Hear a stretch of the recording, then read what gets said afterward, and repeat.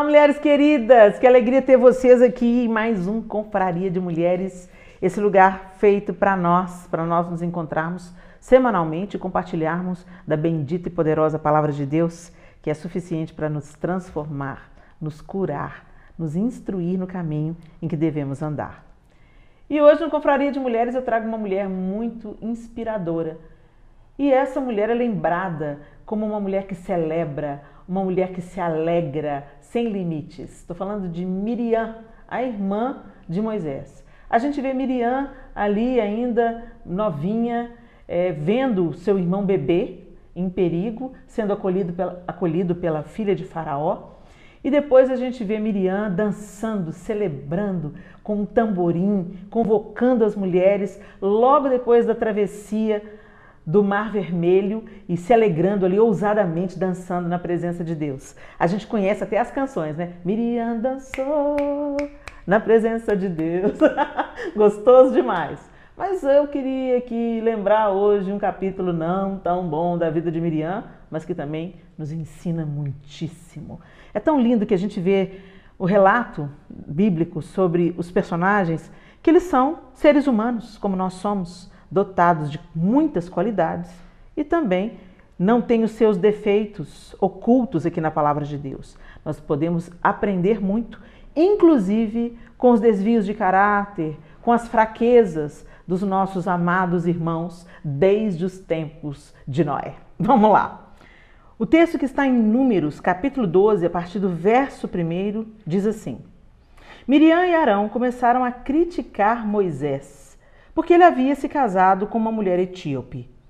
Será que o Senhor tem falado apenas por meio de Moisés? Perguntaram. Também não tem ele falado por meio de nós? E o Senhor ouviu isso. Ora, Moisés era um homem muito paciente, mais do que qualquer outro que havia na terra. Imediatamente, o Senhor disse a Moisés, a Arão e a Miriam: dirijam-se à tenda do encontro, vocês três. E os três foram para lá. Então o Senhor desceu numa coluna de nuvem e, pondo-se à entrada da tenda, chamou Arão e Miriam. Os dois vieram à frente. E ele disse: ouçam as minhas palavras. Quando entre vocês há um profeta do Senhor, a ele me revelam em visões, em sonhos falo com ele. Não é assim, porém, com meu servo Moisés, que é fiel em toda a minha casa. Com ele falo face a face, claramente, e não por enigmas. E ele vê a forma do Senhor. Por que não temeram criticar meu servo Moisés? Então a ira do Senhor acendeu-se contra eles, e ele os deixou. Quando a nuvem se afastou da tenda, Miriam estava leprosa. Sua aparência era como de neve. Arão voltou-se para Miriam, viu que ela estava com lepra e disse a Moisés: por favor, meu senhor, não nos castigue pelo pecado que tão tolamente cometemos. Não permita que ela fique como um feto abortado que sai do ventre de sua mãe com a metade do corpo destruída. Então Moisés clamou ao Senhor: ó Deus, por misericórdia, concede-lhe cura. O Senhor respondeu a Moisés: se o pai dela lhe tivesse cuspido no rosto, não estaria ela envergonhada 7 dias? Que fique isolada, fora do acampamento, 7 dias. Depois ela poderá ser trazida de volta. Então Miriam ficou isolada 7 dias, fora do acampamento. E o povo não partiu enquanto ela não foi trazida de volta. Depois disso, partiram de Harossete e acamparam no deserto de Parã. Harossete não, Hazerote. E acamparam no deserto de Parã. Uau! Essa história me faz tremer, gente. Me faz tremer. Por quê? Porque Miriam ficou leprosa pela palavra. Ela ousou falar contra um servo do Senhor. E ela fez isso motivada por ciúme. O texto está falando que ela e seu irmão Arão ficaram indispostos porque Moisés se casou com uma mulher etíope. Eu não estudei profundamente sobre o que isso representa, mas o que eu quero me deter aqui não foi o motivo que trouxe a insatisfação né? A plenitude do motivo, o que isso representava, por que isso levantou o coração de Miriam e de Arão contra o seu irmão Moisés. Mas o que eu estou querendo chamar aqui para a nossa reflexão é que Miriam, por causa de conversar fiado, aqui em Minas Gerais a gente usa esse jeito, né? Conversou fiado, falou demais, né? Falou que não devia falar. E por que você... Helena, por que você está falando? Está falando que Miriam e Arão, né? Mas o que acontece com nós mulheres, gente? Raramente você encontra um homem que fala mais que uma mulher. Raramente. Nós, por configuração, nós falamos mais. Mesmo aquelas mulheres que têm um temperamento mais equilibrado, mais tranquilo, nós somos mais dadas às palavras, principalmente quando é para a gente ensinar para uma criança, por exemplo, quando é para a gente ter paciência, para a gente contar uma história para um idoso, por exemplo. Então Deus dotou a gente de palavras, de mais palavras que os homens, isso foi provado inclusive cientificamente. Deus dotou as mulheres de mais palavras, não para que a gente amaldiçoasse, não para que a gente se tornasse por aí maldizentes, não porque a gente espalhasse boatos e futricas e intrigas, mas Deus colocou mais palavras nos nossos lábios para que ensinássemos a verdade. Deus colocou mais palavras nos nossos lábios para nos tornarmos influenciadoras da próxima geração. Deus colocou mais palavras nos nossos lábios para construirmos, para edificarmos, para encorajarmos, para inspirarmos outras pessoas. Mas não foi isso que aconteceu. Miriam, enciumada, insatisfeita, seja lá por qual motivo tenha sido, o texto diz que ela e Arão começaram a criticar Moisés porque ele havia se casado com uma mulher etíope. Será que o Senhor tem falado apenas por meio de Moisés? Também não tem ele falado por meio de nós? Ou seja, eles começaram a questionar a autoridade de Moisés. E nesse caso aqui, gente, Moisés tinha uma íntima comunhão com Deus e carregava as instruções do Senhor para guiar o povo através do deserto e levá-los até Canaã. Claro, Moisés também com as suas humanidades, com as suas limitações. Moisés é homem, né? Então é interessante que o texto realça que ele tinha mais paciência do que qualquer outro na face da terra. Talvez por isso mesmo Deus tenha forjado e escolhido Moisés para essa função. É muito difícil, às vezes é muito fácil a gente ver um líder desempenhando o seu papel, mas se há um líder responsável, se há um líder sério, ele vai ter muito trabalho e ele tem que ter muita paciência. E o texto diz que Moisés tinha essas qualidades. Era um homem escolhido por Deus e era um homem com muita paciência. E a gente vê isso claramente, o bom coração de Moisés, quando o Senhor deixa Miriam leprosa, ele intercede pela sua irmã. Ele fala, não, Senhor, cura Miriam. Ele pede, ele intercede por ela. Isso demonstra para a gente o caráter reto de Moisés. Isso demonstra para a gente como Moisés era um homem realmente escolhido por Deus para desempenhar aquela função. Ele intercede pela irmã. Quantas vezes nós mulheres usamos as nossas muitas palavras para maldizer? Quantas vezes, em quantos lugares eu já fui, que uma confusão foi estabelecida e tudo começou com uma conversa. E geralmente, gente, eu falo isso com vergonha e com tristeza no meu coração. Geralmente são as mulheres que começam as conversas que não edificam. O leve traz, a fofoca e o levante de motins dentro dos ambientes, dentro do trabalho, dentro da faculdade. Não estou poupando aqui os homens, não. Existem aí também muitos homens fofoqueiros. Mas eu estou me referindo a mulheres. Essa confraria é uma confraria de mulheres. E eu sou mulher. Então eu sei do que eu estou falando, gente. Muitas vezes eu tropeço na minha língua. Muitas vezes eu fracasso com as minhas palavras. Às vezes eu nem tenho intenção de ferir, mas o tom de voz que eu uso machuca a outra pessoa, irrita a outra pessoa. Então nós somos mais propensas a erros, principalmente porque falamos mais do que os homens. Quem muito fala, muito erra. Agora o que me chama a atenção é que ela ficou leprosa. E quando o leproso, né, a pessoa ficava leprosa, e gente, quando a Bíblia fala leprosa, é uma característica de uma doença de pele. Qualquer doença, manifestação na pele de uma doença, eles chamavam de lepra. Não necessariamente era um diagnóstico fechado de hanseníase, ok? Poderia até ser, mas quando falava lepra, por exemplo, psoríase era considerado uma lepra, uma dermatite era considerada uma lepra, né? Qualquer doença que se manifestasse na pele era considerada uma lepra, era chamado de lepra. Bom, pelo menos essas foram as informações que eu recebi através de algumas pesquisas que eu fiz. Mas o curioso, quando essas pessoas então eram acometidas de uma doença na pele, elas eram decretadas imundas e eram afastadas das outras pessoas. E a gente vê que isso acontece até hoje. Não pelo decreto do sacerdote que cobre o rosto e decreta imunda, impossibilitada de se relacionar socialmente. Não. Mas pela própria consequência do pecado. Não é isso? Quantas vezes a gente fica isolado porque conversa demais? Quantas vezes os relacionamentos são interrompidos e quebrados porque conversamos o que não deveríamos conversar, falamos o que não deveríamos falar?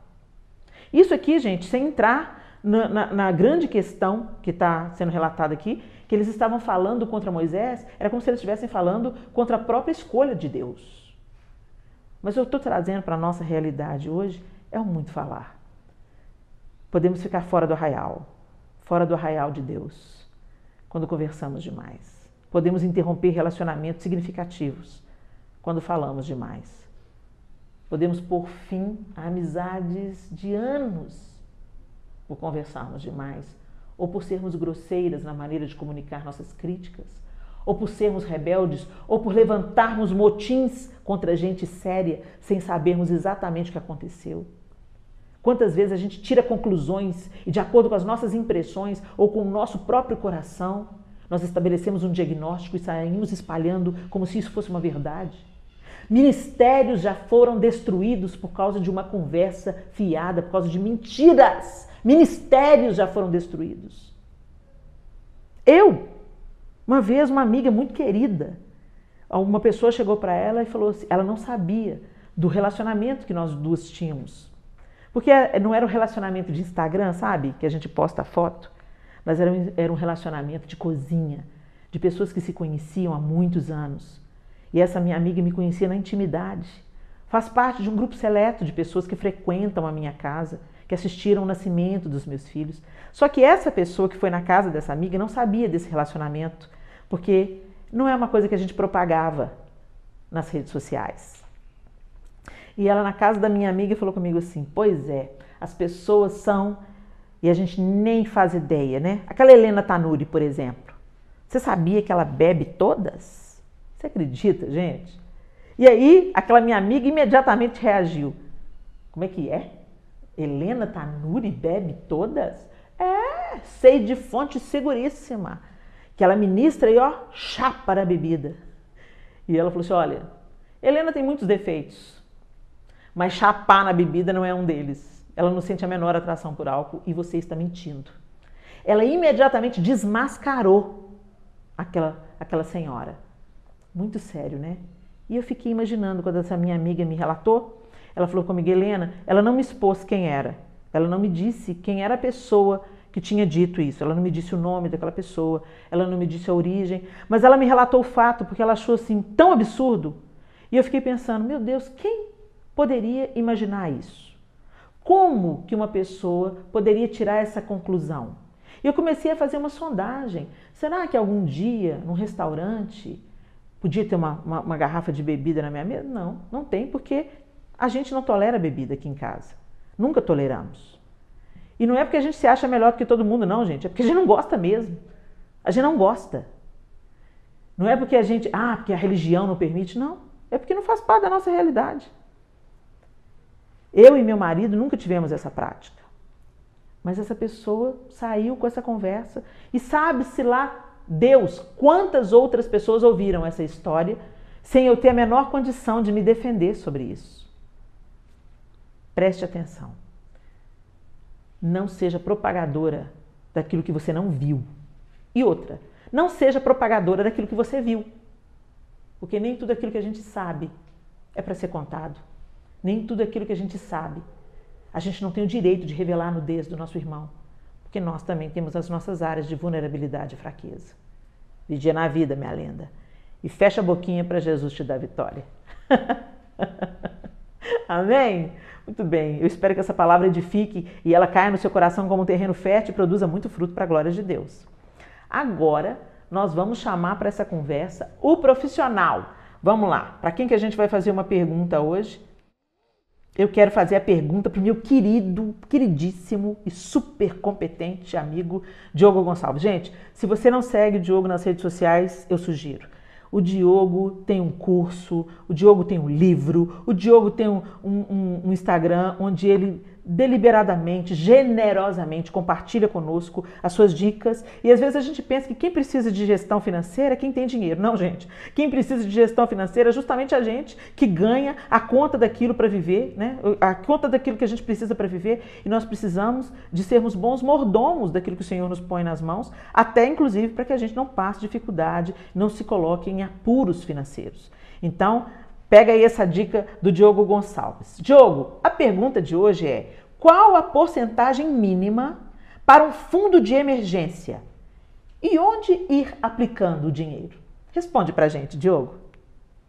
Qual a porcentagem mínima para um fundo de emergência e onde ir aplicando? Um fundo de emergência, nós tratamos ele como algo que a gente coloca um dinheiro não para ficar rico, não para fazer multiplicá-lo, mas para pelo menos a gente não perder esse dinheiro, para que a renda desse dinheiro ele possa pagar a inflação, o custo das coisas. Então nós temos basicamente no Brasil duas opções para a reserva de emergência. A primeira dela é o CDB, Certificado de Depósito Bancário, você encontra em qualquer banco, principalmente os bancos digitais que hoje em dia pagam melhor remuneração para o seu dinheiro. É uma ótima opção, eu recomendo para vocês pesquisar os bancos digitais e esse CDB, então, ele pode ser uma boa opção para você. CDB com rentabilidade de 100% do CDI é o que eu recomendo. Procure sempre aqueles que têm liquidez diária, que a qualquer hora você pode resgatar, justamente porque aqui nós estamos falando do fundo de emergência, da reserva de emergência. Uma outra opção para essa mesma reserva é o Tesouro Direto Selic. Ele te paga 100% da Selic, que atualmente está 2% ao ano, bem abaixo da nossa taxa de referência aí dos últimos anos, mas sim, para isso, para reserva de emergência, ele funciona muito bem. Também porque tem liquidez imediata e também porque rende 100% da Selic, ou do primo dela, CDI. Então, essas são as minhas recomendações. Diogo, qual a quantidade de dinheiro eu devo poupar para esse fundo, para essa reserva de emergência? Se você tem até 40 anos, você deveria ter pelo menos 6 meses de salário guardado da sua renda. Se você é um empreendedor, se você não é um empreendedor, você tem carteira assinada, independente da sua situação, até 40 anos eu recomendo pelo menos 6 salários guardados em reserva de emergência. Para quem tem acima de 40 anos, entre 6 meses de salário guardado a 12 meses de salário guardado. Quanto mais velho você for, né? Quanto mais idade você tiver, mais próximo aos 12 meses você deveria ter. Existe uma estatística da ABRH, uma Associação Brasileira de Recursos Humanos, que as pessoas até 40 anos têm uma velocidade de reposição no mercado de trabalho de até 6 meses e pessoas acima de 40 de até 12. Quanto mais velhos nós somos, mais dificuldade nós temos de acessar o mercado de trabalho nos moldes de carteira assinada, CLT. Para quem é empreendedor é um pouco mais fácil ou um pouco mais arriscado, um pouco mais desafiador. Por isso, tenha no mínimo 6 meses de salário guardado nessa reserva de emergência e até 12 meses de salário guardado, tá muito bem. É isso aí, conte comigo também, através das minhas redes sociais, @Diogo e sua grana. Tamo junto. Obrigada, meu querido, muito obrigada, Diogo. A gente tem aprendido tanto com você. Eu oro para que Deus continue te abençoando, prosperando você, sua casa. E nós te agradecemos de todo o coração pela sua disponibilidade e generosidade em nos ensinar tudo aquilo que o Senhor tem confiado nas suas mãos. E agora nós vamos para as nossas dicas.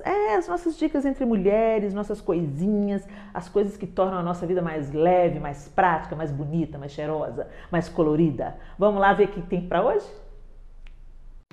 E aí, lindezas, como é que vocês estão? Tudo bem?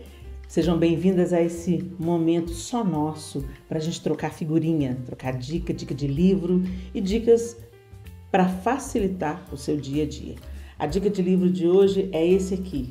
Gente, esse livro é uma delícia. Eu super recomendo. Eu passei a enxergar Jesus, o relacionamento de Jesus e as mulheres de um jeito diferente depois de ler esse livro. Jesus e as mulheres. Olha isso. O livro é da Sharon Jaynes e ela, gente, ela é muito sensível, a Sharon, do jeito que ela descreve os encontros de Jesus com mulheres ao longo do seu ministério. Deixa eu ler aqui a contracapa, como é o nosso costume, né? Jesus manteve encontros marcantes com diversas mulheres. São momentos que revelam uma excelente amostra de como ele as valorizava. Sharon Jaynes apresenta episódios de Jesus com mulheres como Maria, sua mãe, Maria Madalena e Marta, mostrando-nos como Jesus rompeu com a tradição religiosa que reservava à mulher uma condição indigna, fruto do preconceito e da insensibilidade da sociedade da época. Ao dignificar a mulher, Jesus a situou como alguém também criada à imagem e semelhança de Deus, objeto de seu amor, cuidado e perdão. É um livro que me abençoou muitíssimo e eu super indico. Jesus e as mulheres. É pela Mundo Cristão e você pode adquirir esse livro pela internet. Vamos para a nossa diquinha de hoje, a dica prática para o nosso dia a dia? Gente, a dica de hoje é super fácil. Você vai precisar de quê? Você vai precisar folhas de louro, você vai precisar cravo da Índia. Helena, é receita? Não! E um saquinho de organza como esse, olha, mais ou menos esse tamanho é ótimo. Para que serve isso? Você vai colocar nesse saquinho de organza, do tamanho da sua preferência, mas esse tamanho aqui, olha, mais ou menos do tamanho da nossa mão, é super adequado para aquilo que eu vou indicar.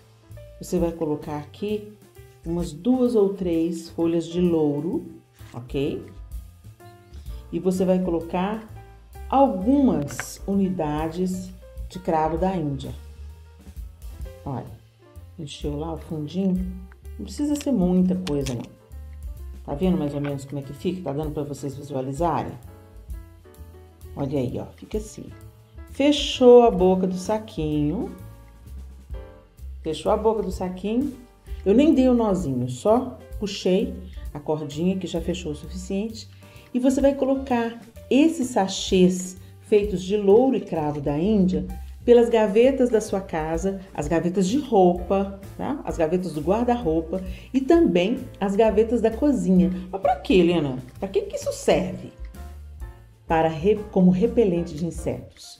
Então, ó, no seu armário de roupas, essa combinação vai afastar as traças, vai afastar as formigas. E é tão interessante que a traça, por exemplo, ela sabe aqueles furinhos que aparecem na sua camiseta, na sua camisa de seda tão querida, naquela camisa de linho que você custou tanto a comprar? Pois é, a traça vai lá e faz aquele buraquinho, aquele furinho na roupa. Já passou por isso?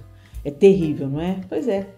Essa simples atitude, além de deixar um perfume gostoso na roupa de cravo da Índia e louro, ainda vai repelir os insetos.